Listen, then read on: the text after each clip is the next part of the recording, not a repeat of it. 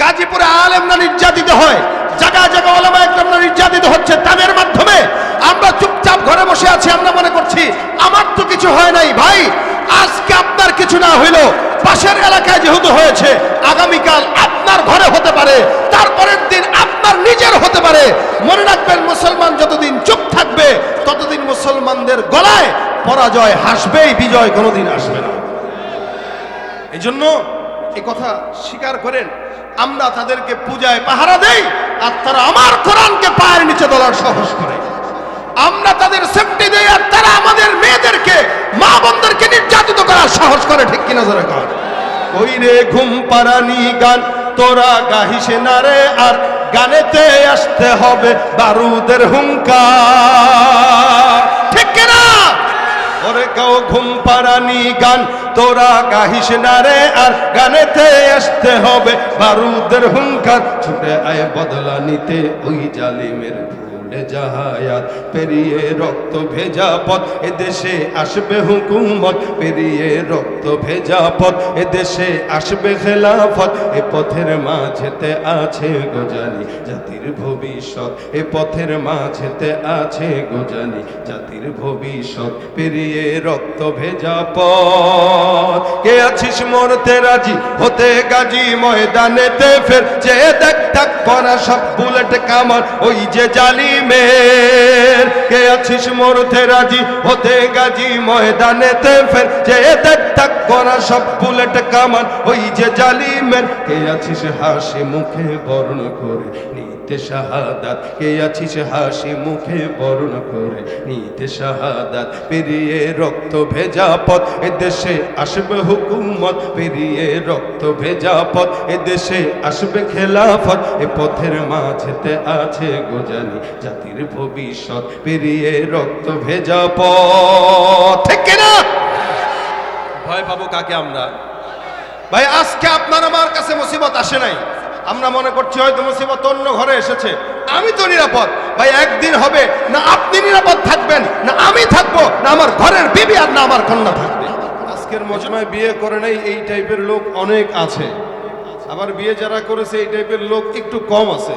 তা আমার মনে হচ্ছে বিয়ে যারা করে নাই এদের সংখ্যাই বেশি। কথা ঠিক না?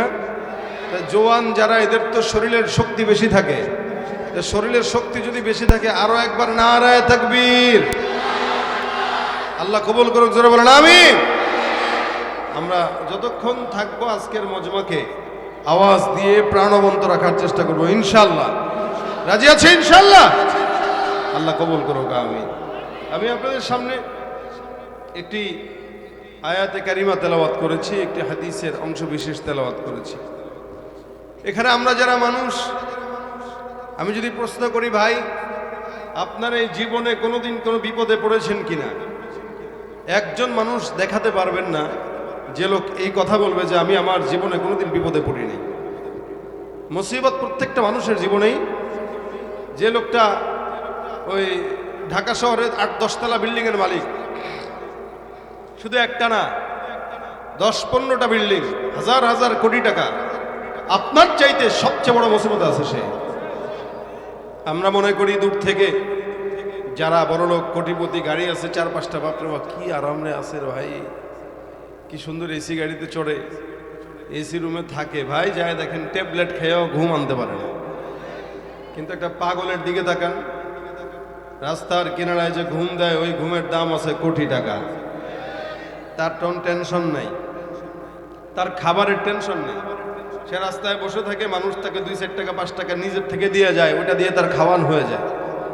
কিন্তু যে লোকটা কোটি টাকা, সেই খাওয়ার জন্যই দুর্নীতি করে আর চুরি চামারি করে, এই খাওয়ার জন্যই করে।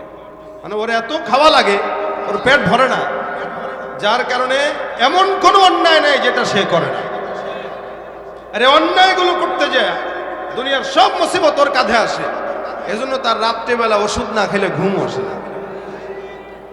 তাহলে মুসিবত প্রত্যেকটা মানুষের আছে, নাই এই টাইপের লোক নাই। হ্যাঁ, কারো কম, কারো বেশি। মুসিবত কখনো আল্লাহ পাক মুমিনদেরকে দেয়, কখনো আল্লাহ বেঈমানদেরকে দেয়। মুমিনদেরকে যে মুসিবত দেয়, ওটা ইমানদারদেরকে আল্লাহ ভালোবেসে মহব্বত করে দেয়। আর বেঈমানদেরকে যে মুসিবত দেয় ওইটা তার নাফরমানির কারণে রাগান্বিত হয়ে দেয়। দুটোটাই বান্দার জন্য শিক্ষা। ইমানদার যদি হাজারো সুখের ভিতরে থেকেও আল্লাহ পাক তাকে মুসিবত দেয়, আল্লাহ পাক দেখে যে সে মুসিবত পেয়েও আমাকে ভুলে গেল কিনা, ডাকে কিনা, তো তখন ইমানদার আরো বেশি আল্লাহকে ডাকা শুরু করে। আর বেঈমান যারা, এরা মুসিবত পাওয়ার পরে আল্লাহকে আরো বেশি ভুলতে শুরু করে। এই জন্য মুসিবত কখনো আমাদের হাতের কামাই। এই জন্য আল্লাহ পাক অন্য আয়াতে বলেন, মা আসাবাকুম মিন মুসিবাতিন ফাবিমা কাসাবাত আইদিকুম।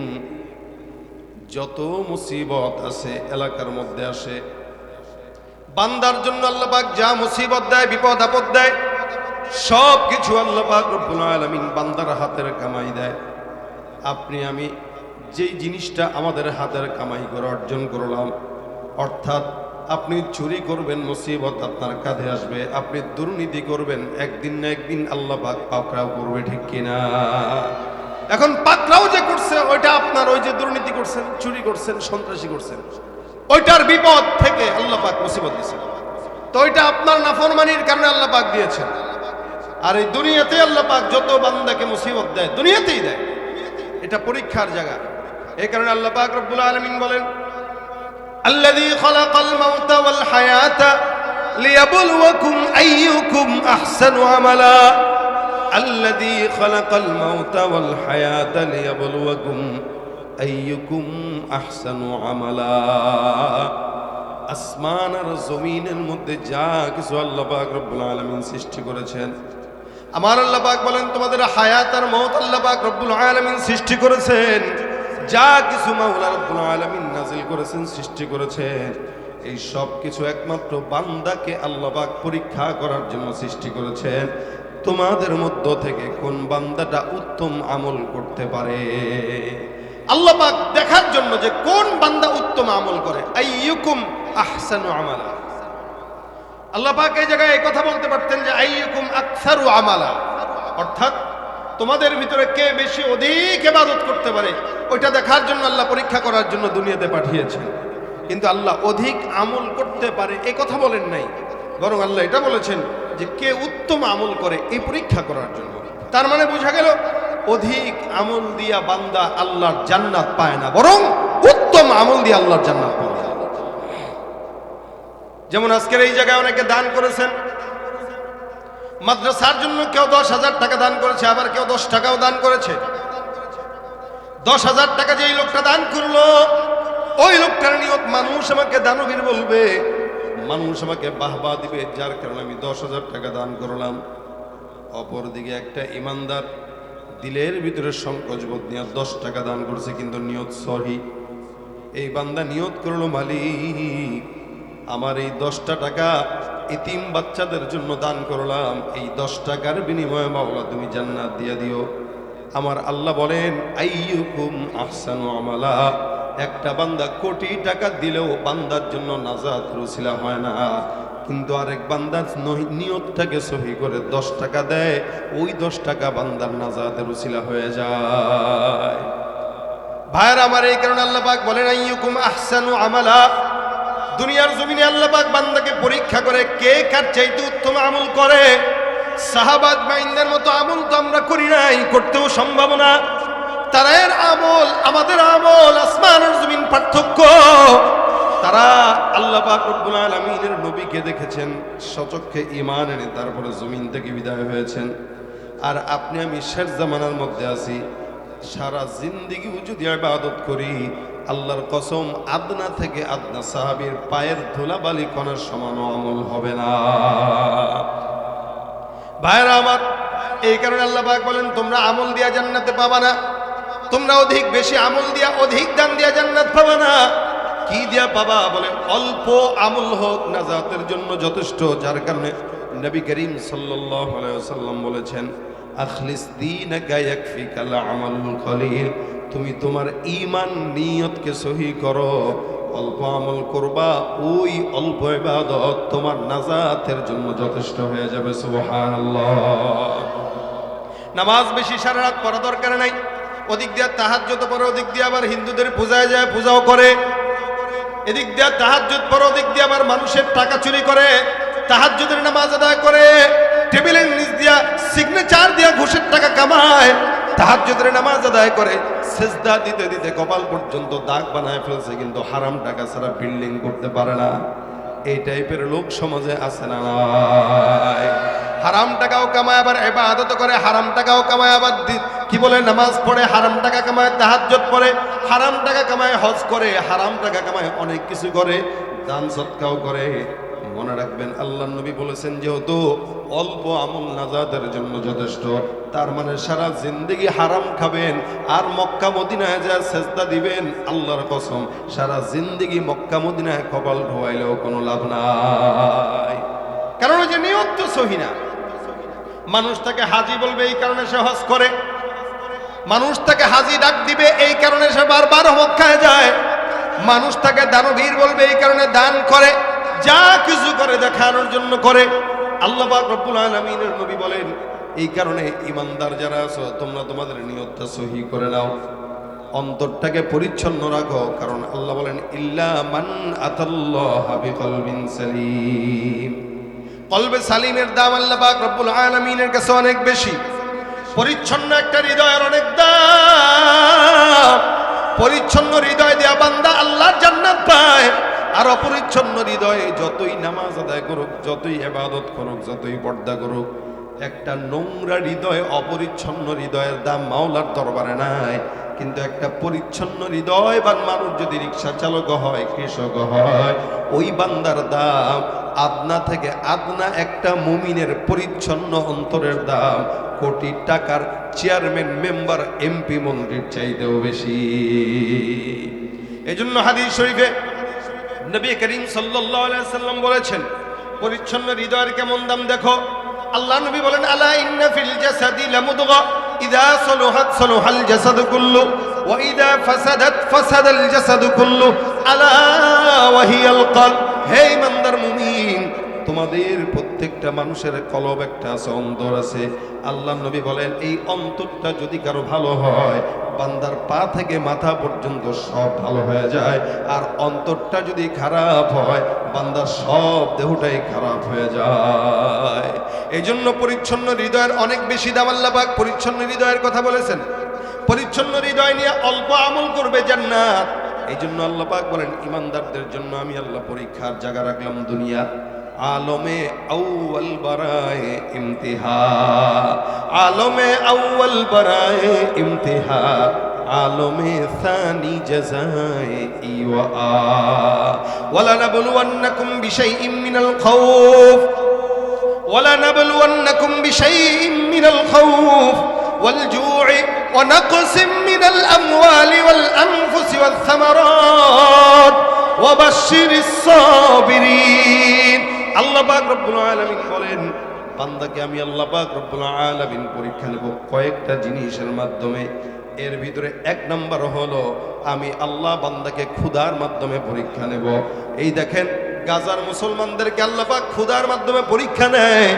যার কারণে আমরা গাজার মুসলমান বাচ্চাদেরকে দেখতে পাই, এরা রমজান মাস যখন গত বছর ছিল, এরা রমজানে সেহরি না পেয়ে ঘাস চাবায়া চাবায়া তারপরে সেহরি আর ইফতার করেছে।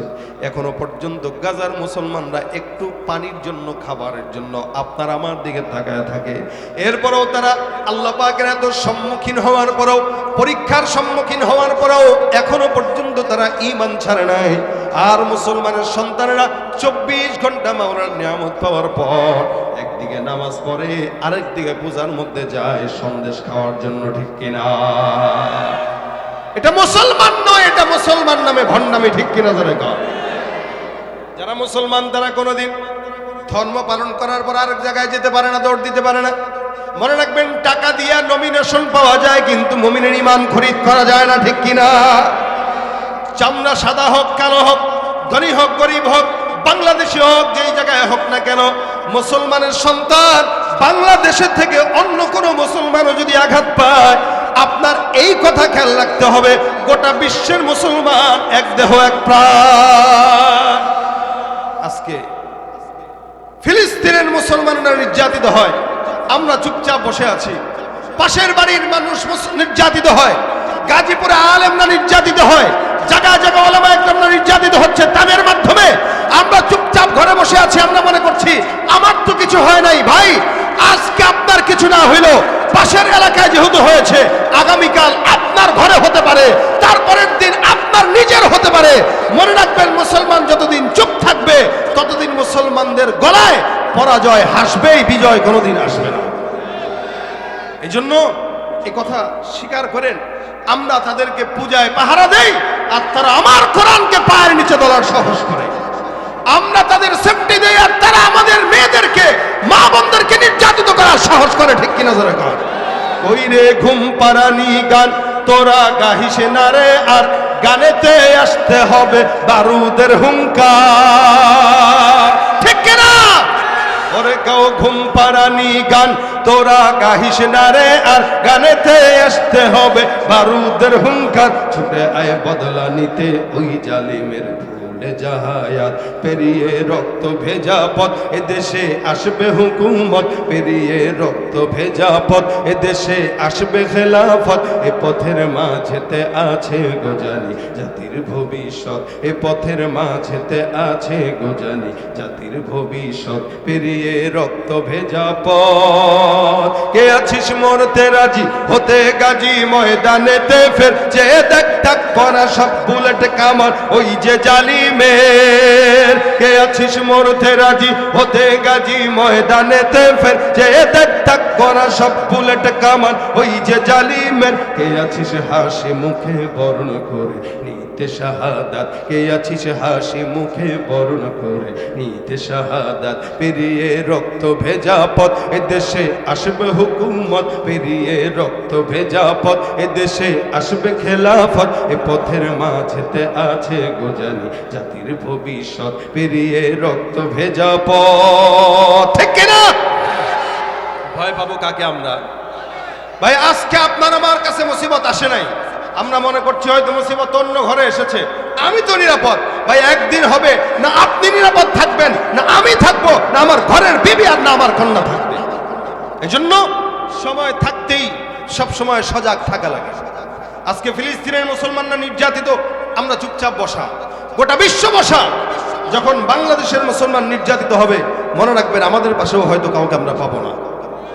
এজন্য প্রত্যেকটা মুসলমান এক দেহ এক প্রাণ। নবী করিম সাল্লাল্লাহু আলাইহি ওয়াসাল্লাম বলেছেন, কাজাসাদিন ওয়াহিদ, গোটা মুসলিম বিশ্ব যেন এক দেহ এক প্রাণ। হ্যাঁ, চামড়া আমার একটু সাদা, আপনার একটু কালো, কেউ একটু ধনী, কেউ একটু গরিব, কিন্তু মুসলমান সবাই। ঠিক কিনা জোরে কর। হতে পারো তুমি প্রাচ্যের কিবা হতে পারো প্রতিচির, হতে পারো তুমি সংসারে কিবা হতে পারো মুসাফির। যদি শুনে থাকো কোথাও কখনো মাজলুমানের ডাক, গৃহ পরিবার প্রেয়সী বন্ধু পরে থাক, পরে থাক। ছুটে যাও আগে দুর্বার বেগ জিহাদের ময়দান। মুসলমান মুসলমান তুমি তো মুসলমান। তুমি সাদা হও কিবা কালো হও, দেখো রক্ত তোমার লাল। সুখী হও কিবা দুঃখী হও, দেখো ইমানে নির্ভেজাল। কাছে রও কিবা দূরে রও, তবু কাবাই তোমার ঘর। স্লোগানে তোমার কেঁপে ওঠে আজ পৃথিবীটা থর থর। মৃত্যু তোমায় জানায় সালাম, দূরে থাকে শয়তান। মুসলমান মুসলমান তুমি তো মুসলমান। আমরা কি এই মুসলমান দাবি করতে কোনো কষ্ট লাগে? ভাই বলেন না, কষ্ট লাগে, লজ্জা লাগে। হ্যাঁ, কিছু কিছু মুসলমান আছে তারা রাসূলের উম্মত দাবি করতে লজ্জাবোধ করে, সুন্নাত পালন করতে লজ্জাবোধ করে, সুবহানাল্লাহর আওয়াজ বলতে লজ্জাবোধ করে, মানুষের সামনে জিকির করতে লজ্জাবোধ করে।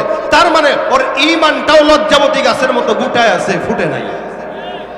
ভাইরা আমার, এই কারণে আল্লাহ পাক রব্বুল আলামিন বলেছেন, তোমাকে আমি পরীক্ষা নেব। এই পরীক্ষার সময় তুমি ধৈর্যের সাথে এটা মোকাবেলা করবা। ধৈর্যের সাথে মোকাবেলা কিভাবে? বলে আল্লাহ পাক পরীক্ষা দিছে, বাস আল্লাহরে গালি দেওয়া না। আমাদের হালত কি?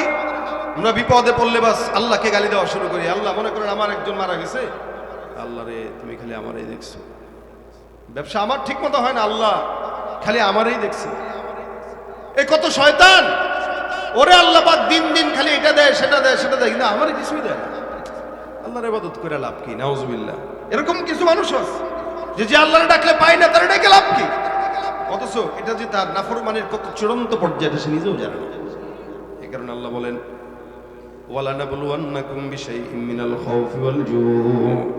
ভাই মনে রাখবেন, মুসিবতের বিনিময়ে যে নিয়ামতটা আল্লাহ দেয়, ওটা যদি দুনিয়াতে কেউ চোখে দেখতো, তো দুনিয়ার বান্দারা ওই মুসিবতটাকে সারা জিন্দেগি নিজের করে রাখতো, মুসিবত ছাড়া অন্য কোনো কিছু চাইতো না, যদি সে দেখতো। ইমাম আহমদ ইবনে হাম্বল রাহমাতুল্লাহ আলাইহি একটা কিতাবের ভিতরে ঘটনা উল্লেখ করেন। উনি বলেন দুইজন বান্দা, একজন বেঈমান আর একজন ইমানদার, দুইজন বান্দা মাছ ধরার জন্য গেছে। আপনাদের এদিকে অনেক ঘের আছে না মাছের? অনেক আছে, এরপরে তো মাছের দাম কম না। এখানে ঘের বেশি, এখানে মাছের দামও বেশি। তা আপনারা নিজেরাই কিনতে যাবেন, দেখবেন হালত কি। অনেক সময় মাছে ঘেরের ভিতরে অনেকে কি করে, ওই যে মাছ ধরার একটা প্রতিযোগিতা ছাড়ে না, শুনছি, আমি দেখিনি এগুলো কখনো, বাকি শুনি যে এক ঘন্টার ভিতরে নাকি যত মাছ ধরতে পারবে সপ্তাহ কত টাকা দিয়ে নাকি ছাড়ে। আপনাদের এখানে আছে কিনা জানি না। তো দেখা যায় 1 ঘন্টা পুকুরটা একজনকে দিয়ে দেয়, দেওয়ার পরে বলে এত টাকা, 1 ঘন্টা যত মাছ ধরতে পারো সব তোমার। এখন কেউ একটা ধরতে পারে, কেউ আবার 2 মনও ধরতে পারে। তো এরকম মনে করেন একজন বেঈমান একজন ইমানদার পুকুরে মাছ ধরতে দাঁড়াইছে। সকাল থেকে সন্ধ্যা পর্যন্ত ইমানদার মাছ ধরে, একটা বড়শিতেও মাছ নাই। আবার অপর দিকে বেঈমান যে আছে, ও যতবার বড়শি ফেলায় ততবার মাছ উঠে, যতবার বড়শি ফেলায় ততবার মাছ উঠে। বেঈমানটা ফেলাইলেই মাছ উঠে, ইমানদারটা যতবার ফেলায় একবারও মাছ উঠে না। ওই যে ইমানদারকে মাওলায় পরীক্ষা করেন দিয়া, আর বেঈমানকে পরীক্ষা করেন না দিয়া। ইমানদারকে আল্লাহ পাক কখনো পরীক্ষা করেন না দিয়া, বেঈমানকে কখনো পরীক্ষা করেন বেশি বেশি দিয়া। এই জায়গার হালতটাও এরকম, ইমানদার বারবার বড়শি ফেলে কিন্তু মাছ উঠে না, বেঈমানটা যতবার ফেলায় ততবারই বড়শির ভিতরে মাছ উঠে। হঠাৎ করে সন্ধ্যার আগ দিয়া ইমানদার ডাক দিয়া বলে, মালিক, এই যে আমি এতবার বড়শি ফেললাম, একবারও মাছ উঠলো না, আর ওই বেঈমানটা এতবার ফেলাইলে উঠলো। আল্লাহ, তুমি দয়া করে এইবার আমার কাছে একটু মাছটা দিও আল্লাহ। আল্লাহ পাক রব্বুল আলামিন ইমানদারের দিকে ফিরে তাকাইছেন। বেঈমান পাশ থেকে দাঁড়ায় দাঁড়ায় কয়, তুই তোর মালিক রেটাকে কোনো লাভ নাই, তোরে যতবার ফেললি তোরে মাছ দেয় নাই, কিন্তু আমি যারা ডাকি সে আমারে এতগুলা মাছ সারাদিনের ভিতরেও দিয়েছে। দেখ, তার মানে তুই তোর ঈমানটা বাদ দিয়া আমি যাকে প্রভু মানি তুই তাকে প্রভু হিসেবে গ্রহণ করে। নাউজুবিল্লাহ। অনেকে ব্যবসা করার সময় দেখবেন তারা পাশ থেকে খোঁচা দিবে, ভাই এই বাংলাদেশে 1 নম্বর মানুষের দাম নাই, 2 নম্বরের দাম বেশি, ফলের ভিতরে ভেজাল মিশান দিলে ব্যবসা কেমনে করবে? বুদ্ধি দেয় না? মাছের এটা খাওয়ান, ওটা খাওয়ান, এটা খান। ভাই রে, এই দুনিয়াতে ভালো মানুষের দাম নাই, 2 নম্বরের দাম বেশি। এ নিজে 2 নম্বর, এ কারণে সে মনে করে সবাই 2 নম্বর হোক।